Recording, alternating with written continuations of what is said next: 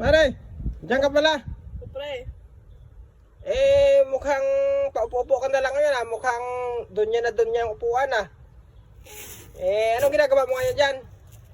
Yari, uminom ako ng Ano yan? Mountain Dew. Mountain Dew. Binigay ni pare yan? Oo, binigay ni kumpare mo.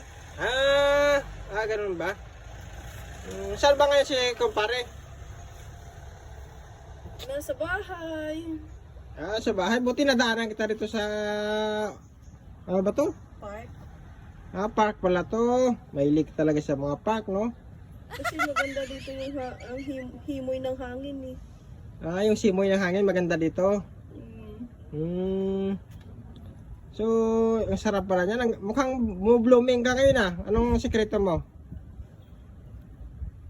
Papadilig.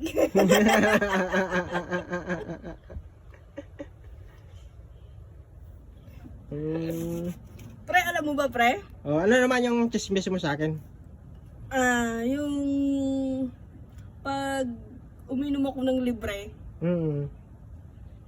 hindi masakit yung sikmura ko. Pero pag ano? pinili ko, sobrang sakit. Masakit yung sikmura mo? Oo. Baka may sakit ka sa atay? Hindi naman, wala naman daw. Kaya iyan yung tinatanong ko sa'yo. Kung sa akin kasi sa akin pananaw kasi Mare, normal lang naman yan. Kasi, yung atay mo, manipis na talaga, kaya sumasakit yan.